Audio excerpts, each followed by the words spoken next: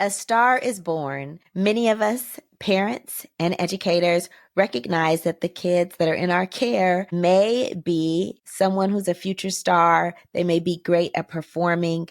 They might have exceptional talent. How do we develop that talent to make sure that kids are pursuing their dreams and they're rising to their full potential? Hi, thank you so much for joining the Falling for Learning podcast. We have this podcast to help parents and caregivers with having the resources, strategies, and tools needed to make sure that their children are on track for learning and to stay on track for success.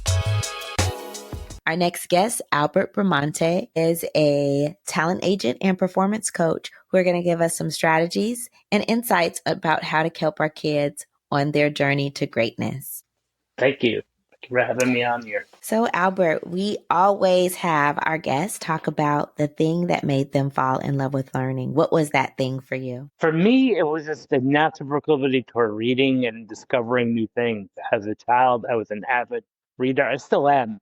But I love to read. And for me, that was my comfort, my solace, my sanctuary was a library. And so I just really enjoyed learning about new things. I was always a curious kid, asked a lot of questions, was sometimes even chastised for being nosy, but I think I'm just curious. I reframe that to curiosity. Yeah. Mm-hmm. And I think that's what really helped me get through things, and even in my own life, is just learning, especially loving to read. I love books, and being an author myself, I've always loved books and I still do. So for me, I fell in love with learning, and I feel like, my goal in life is just to keep learning, and I'm a lifelong learner. And, even being out of school for so many years, I feel like I'm always learning. And I think that's a mindset that all of us should be having. Absolutely. So could you tell us about what kind of activities you were in as a child? What's your education background that led you to your career? Sure. Well, I was always involved. I mean, when I was in, elementary, middle school, I was a type of child because I'm the youngest of five, and my half siblings are much older than I am. And Okay. so I kind of essentially was the only child. So I didn't really have that many peers to grow up with. And so I was more the adult. Mm.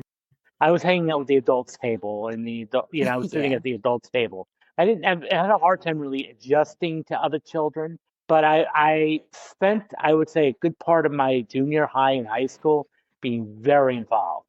Different Okay. clubs, different organizations, including the school newspaper, the drama club, all these different service organizations. And even in college, my undergraduate studies, I was very much involved. So many different organizations. And for me, that was just so important. I think it Yeah. was just to be a part of different groups and communities. And so that's what really fueled me. I mean, was community, I would say, is a big aspect of my education. So Okay. Amazing. Okay. So tell us about, the education that you had or the experience that led you to your career as a talent agent and performance coach. sure. Well, I worked several different hats, and when I was like 15, 16, I made this declaration that I was going to be a psychology major. Okay. Because I was reading books in high school, such as How to Win Friends and Influence People by Dale Carnegie, Seven Habits of Highly Effective People. So I really became just curious about self-improvement and self-help. Mm. So I just really wanted to study psychology. For my undergraduate, my bachelor's degree, I took some classes in theater. At that time, I was not really intending to be anything in the arts. I was really intended to be a clinical psychologist and college professor. My mom was a first grade teacher for 31 years. My dad, was a football coach. My oldest brother was a football coach. So I think that between the coaching and teaching, education was in my blood and full on and full through. Then I did my master's degree in psychology with a focus on concentration in marriage and family therapy. And again, still looking to be a clinical psychologist. I didn't get into a PhD program right away, so I had to work, and I had to kind of work, go into social services. Now, this is right after I received my master's degree. Unfortunately, it was the same year of 9/11, and so being that I'm I'm in New Jersey, it was very close to, New York City. And so Okay. some of my contacts who were part of the 9/11 were needed help to volunteers. Like recruited a number of us, myself included, a bunch of actors and filmmakers and directors, and it kind of brought my interest back from being in a drama club and being an acting class, how much I enjoyed it. So I was like, okay, let me try the thing as an actor. Now, for me, it wasn't so much being an actor, but I think what it boiled down to was the theater community and acting community. I really felt seen as a person, and I really felt like I belonged here, in this community. Yeah. So, right around this time, I also got hot. It started fulfilling one part of my dream was I got hired to teach as an adjunct at the time in a community college in Okay. psychology. So I started doing that, and I really loved it. And but then, like the thing about, well, what do I do as far as acting wise? I said, well, I'm not interested so much in being an actor myself, but I enjoy working with actors. I want to support actors as much as possible. So Hmm. then I thought, well, why don't I represent them? And so 2004, I started my first company, Okay. from home and managing actors. And then this was right around the same time I decided I'm going to go back to my PhD. And in the middle of my PhD studies, I was kind of launching the talent business as well as still teaching part time. But the one thing that kept coming up was self-sabotage and blocks, fear of success, imposter syndrome. And so I decided I was going to do my doctoral dissertation on Hmm. self-defeating behavior in performing artists. Right. And so that was like the turning point where I was able to bring both my worlds together, my love of acting, but also the psychology and the mindset work that come with Right. that. So that's how Mm. that started. And then, many years later, I decided to, write publish my book, Rise Above the Script, which deals with self-doubt and self-sabotage. Okay.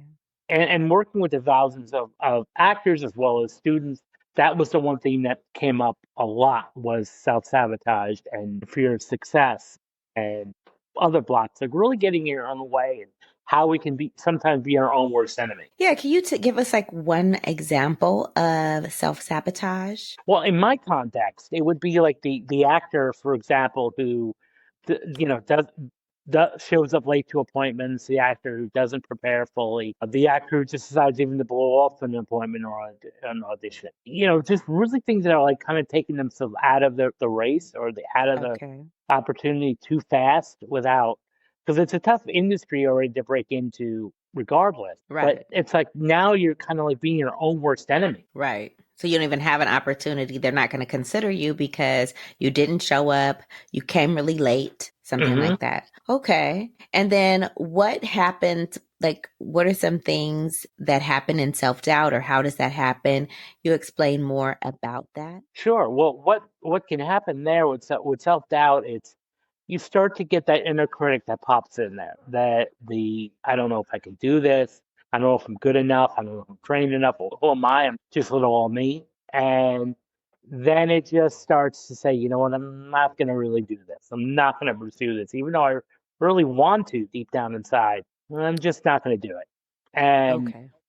therefore, it's just like we start shrinking inside, and then therefore we don't really let our light shine through in a sense.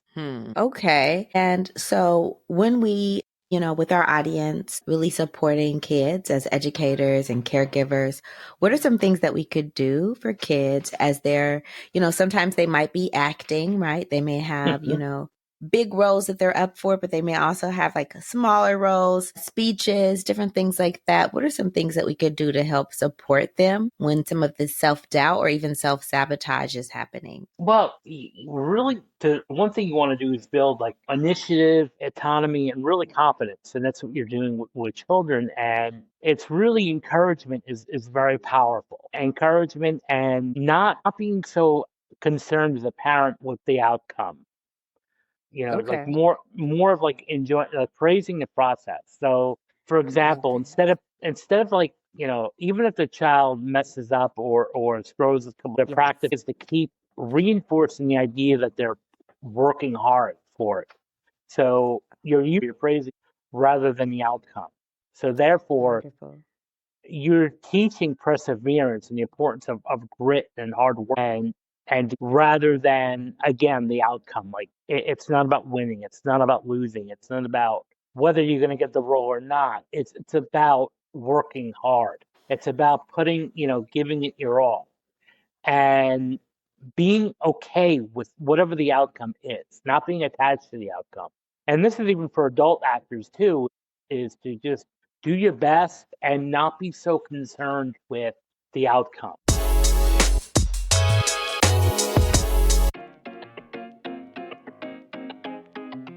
The Rewrite Method and the Rewrite Method Workbook are your go-to resource for helping kids to learn to fall in love with writing.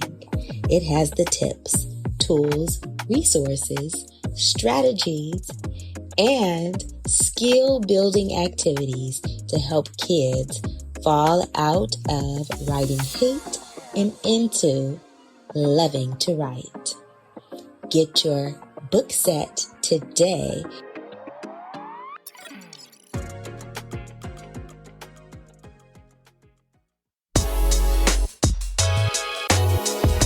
All right. I love that. Praising the process and really focusing on the effort Mm-hmm. and detaching yourselves from the outcome. So those are some great strategies, some gems that will be very helpful for our audience members. Mm-hmm. What are some things to do when the self-doubt is coming in? Because obviously you could help coach them, but what are some things that we could tell them to say or do to help them when they're like on stage and the self-doubt is creeping up, in the moment? Yeah, well, physiologically, take a deep breath in. Deep breathing is very powerful. Calm, deep breath in, and just even like simple phrases like "I got this," "I got Yeah. this." You say that to yourself, "I got this," Mm. and you move forward. And one of the things that we're really wired to pay attention to fear, and that's exactly a brain is designed to help us survive. So it's doing its job by sometimes creating this tension in our body because we're an unfamiliar territory, we're an unfamiliar Yes. ground, an unknown land.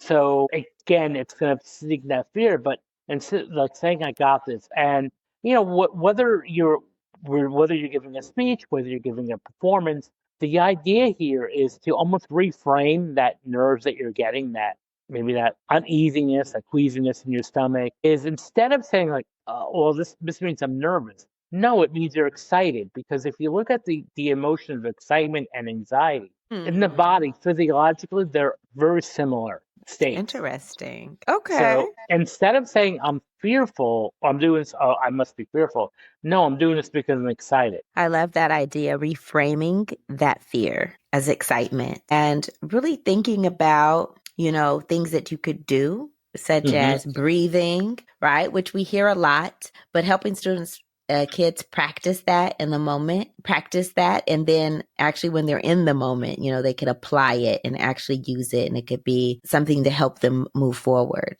Hmm. That's really great. Great ideas that we need to think about and really implement with our students and our children as they are getting out of their comfort zone, because that is what Hmm. performing is, out of the comfort zone.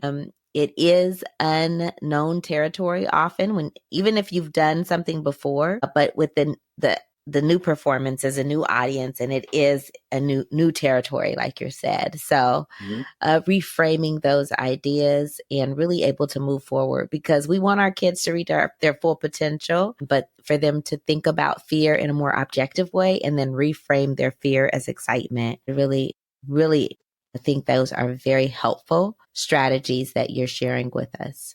Absolutely. So, can you tell us about your book and how it relates to your coaching and Sure. your Sure. Well, work?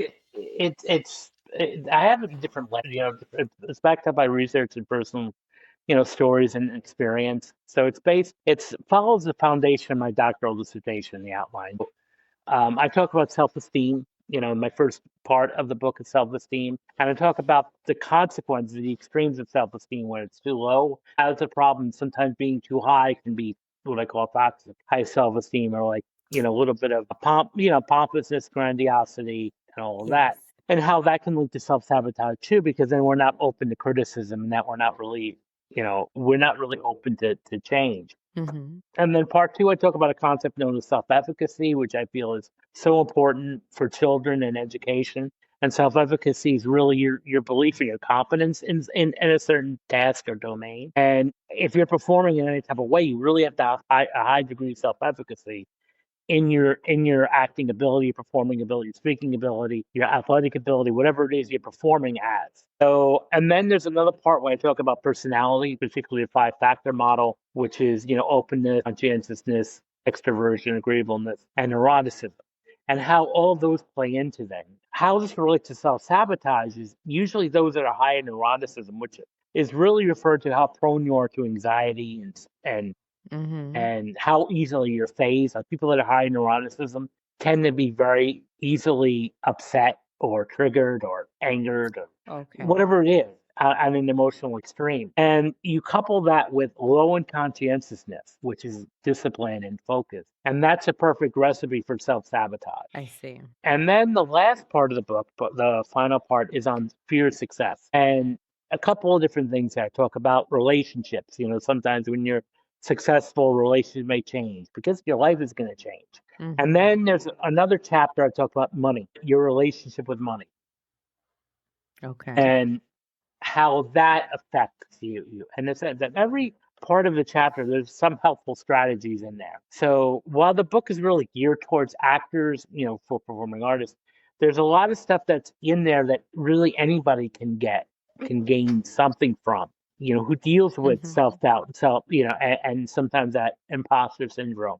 And and that's everybody pretty much, I'm really fundamentally. Wow. Okay. So tell us the title of your book one more time. Sure, it's Rise Above the Script, Confronting Self-Doubt and Mastering Self-Sabotage for Performing Artists. Wonderful. Okay, and we are going to have a link to that in the show notes, right? Okay.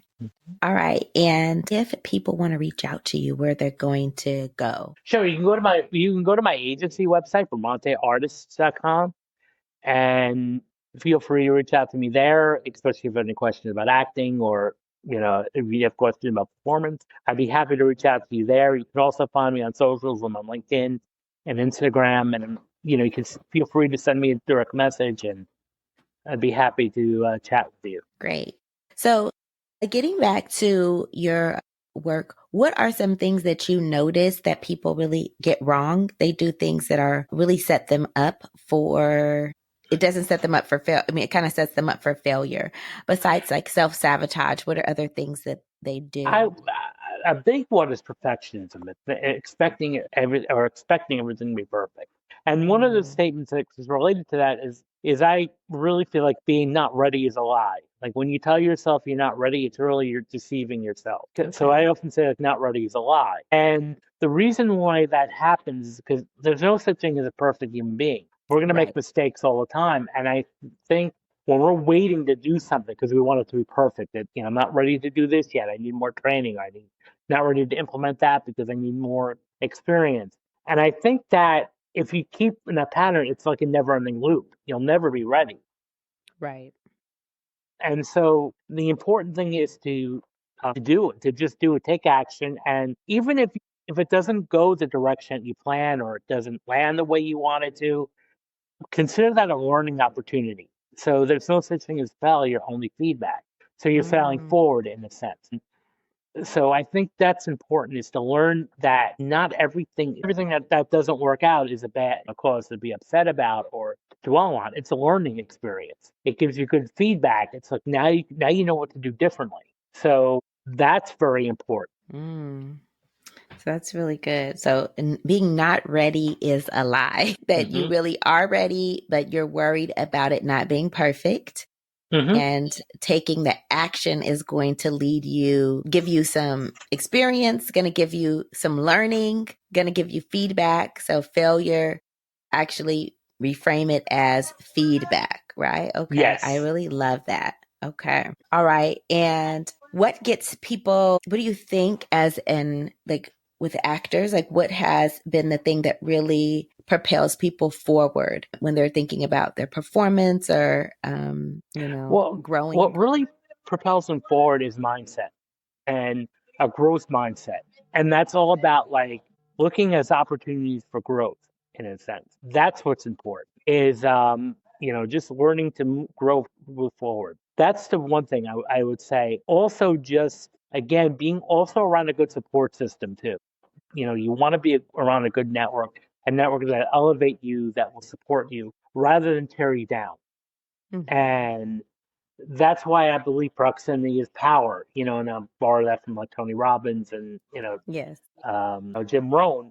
And that proximity is power. And I think that is so important. So you want to have a good network that's going to support you, and you want to be around other parents that are going to help elevate you and support you, and be around other children, your children be around other children that will inspire them and to lift them up. So, and there's always expression at one of my mentors that said, you want to be around people that will celebrate you and not tolerate you. Nice. Celebrate you and not tolerate you. So Yeah. many gems. Thank you so much, Albert Monte, for just bringing all of this together for us and really thinking about that. If someone wants to be an actor or an actress as an adult, what are some things that they could do for their kids now to help them move in that direction? Well, I would say first get them into some theater classes, whether it's in their school or in their community.